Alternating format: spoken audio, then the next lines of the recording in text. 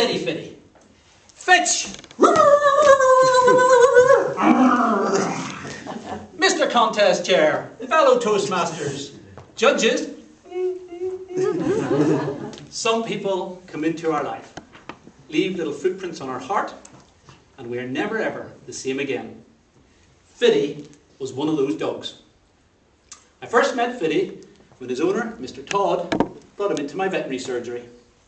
Fitty had a heart condition, and whilst it couldn't be cured, it could be managed with lifelong medication.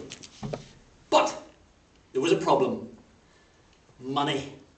Money was always a problem with Mr. Todd. Oh, it wasn't that he didn't want to give it to you. It was just he didn't have any. You see, Mr. Todd had been a traveller for most of his 58 years, and he and Fitty lived in a clapped-out old lorry that they called home. But Fitty was family, and Mr. Todd was determined to do whatever it took so Fitty would have his heart drugs. I admired his passion. So I said to him, okay, if you keep my car park clear of those leaves and conkers that fall from that horse chestnut tree, I will supply Fitty with his heart drugs. Oof, if that's okay, Fitty'd be awfully grateful, Mr. Todd said. Fitty, we have a deal. As I got to know Mr. Todd a little better, he once shared with me that he'd been a traveller for most of his years after suffering from depression in his 20s. But instead of turning to heroin or Heineken, Mr. Todd's addiction was books, second-hand books. His truck was crammed with them. This is one impressive collection, I said to him. Oh yeah, Fitty likes his books. Fitty seemed particularly interested in things that move. Planes, trains, and automobiles. But his chosen specialist subject was outer space. Mr. Todd explained. We don't have a TV, so at night, Fitty likes to look at the stars and the moon and read about them in his books. Do you, fella?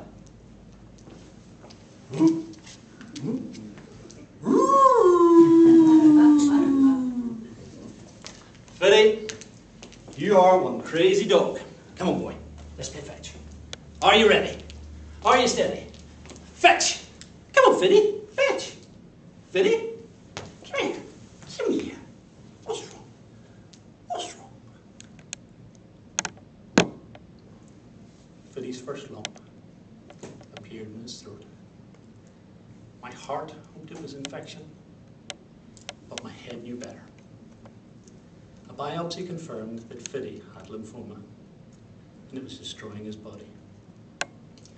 But what was it going to do to Mr. Todd when I told him? I'm so sorry, but there's nothing we can do, and he doesn't have long.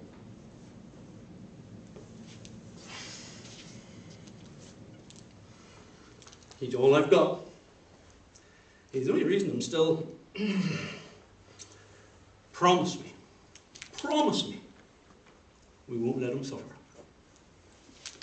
I promise we won't.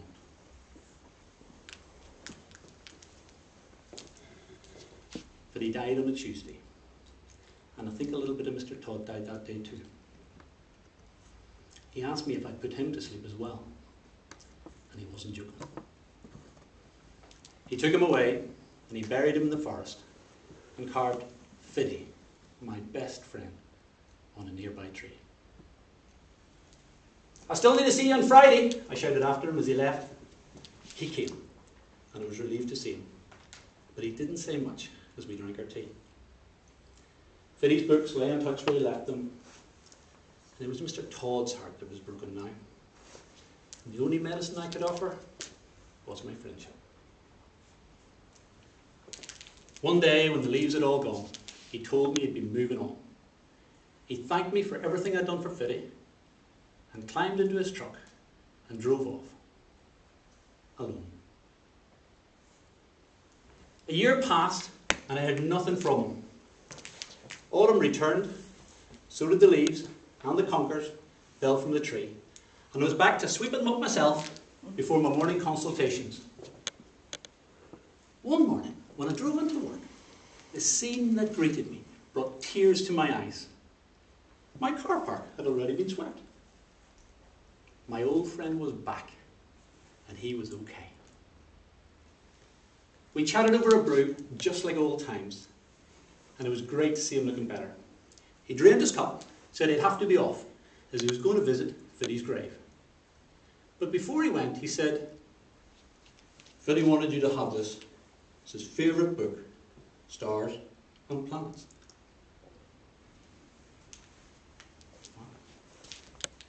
Inside he had written, "To Brian, thank you for saving my life. From Fiddy." We all have people who come into our life, leave little footprints on our heart. You know who these people are in your life, right? Cherish those moments. Reminisce in those memories. And follow those footprints. They will help us to keep moving forward, such that we leave new footprints on someone else's heart.